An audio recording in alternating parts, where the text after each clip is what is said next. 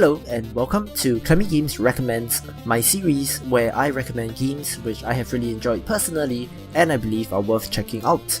In this video, I recommend Letter Quest, Grimm's Journey Remastered, a word game with RPG elements developed by Bacon Bandits and released on Steam in August 2015, although the original version of this game was released in November 2014. Before we begin, I know that October is traditionally a so-called spooky month with Halloween and all of that, which culturally is not significant here in Singapore since we do not have seasons and that a fall harvest is not a thing. However, that being said, I do love autumn with its colours and the feel of the season when I was overseas, and I do consume a large amount of Western media, leading to my point.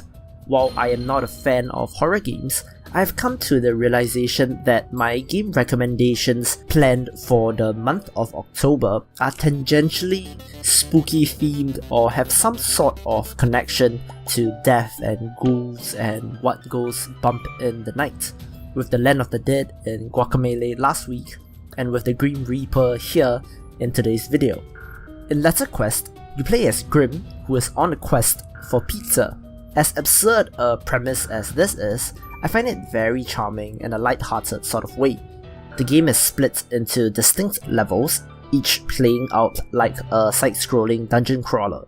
However, upon encountering an enemy, you then have to form words from a 3x5 grid of letters in order to deal damage.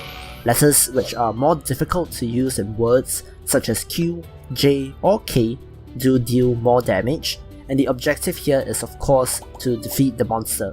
So what makes this game a recommendation? Firstly, to get the boring bit out of the way, the game does give you the dictionary definition of whatever word you spell out in the bottom left corner. And it is a fun way to learn new words, especially when you haphazardly combine letters together in hopes of getting a green light from the game. Letter Quest does have a dictionary of over 192,000 words and growing, which is a really broad base and is always nice to have in a word game. Next, we have the RPG elements in the game, which are dependent on the main currency of gems. You obtain gems from completing each level, and also from the in-game quests, such as to use the letter E a number of times, or to use 2 6-letter words in a single battle, etc. You can then spend these gems on upgrades for your character, such as increase max health or your dodge rate, upgrades for your weapons, upgrades for books that you have which include additional buffs such as increased gem drops, and even on one-use potions. There is so much customization available, and the constant sense of progression here kept me hooked. The game also throws in an interesting take on the word game combat system. Firstly, the letter tiles themselves can have unique properties which activate when you use them in a word.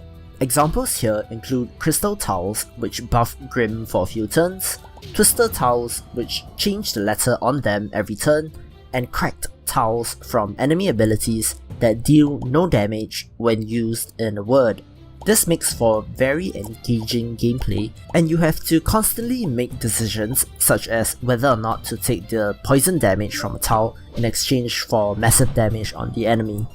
Furthermore, certain enemies also have traits such as will only take damage from 4-letter words, or will not take damage from words of 4 letters or less. Again, this will test your vocabulary, but I found it to be quite fun at the end of the day. Levels do also have different challenges associated with them, with the ultimate aim of being to 4-star a level.